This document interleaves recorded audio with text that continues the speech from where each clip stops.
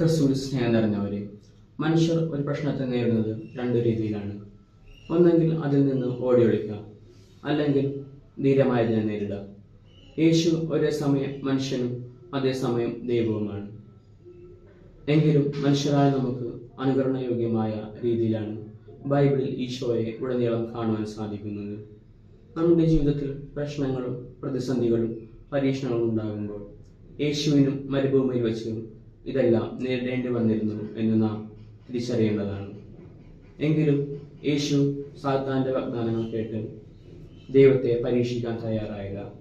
ആത്മസംയമനം കൊണ്ടും പിതാവാദൈവത്തിലുള്ള വിശ്വാസം കൊണ്ടും അടിപതറാതെ ധീരതയോടെ പരീക്ഷണങ്ങളെ നേരിട്ടു. അവിടെ നിന്നാണ് യേശുവിൻ്റെ പരിസ്ഥിതിയുടെ ആരംഭം. ധീരമായി ഒരു പ്രശ്നത്തെ നേരിടണമെങ്കിൽ നമുക്ക് ആദ്യം വേണ്ടത് വിശ്വാസമാണ്.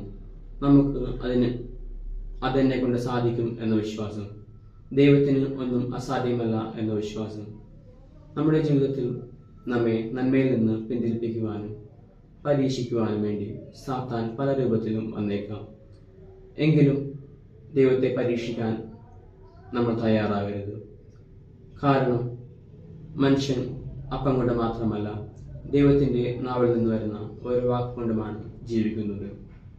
ഈ നോമ്പുകാലത്ത് ദൈവത്തോട് കൂടുതലായി ചേർന്നിരിക്കാൻ നമുക്ക് ശ്രമിക്കാം.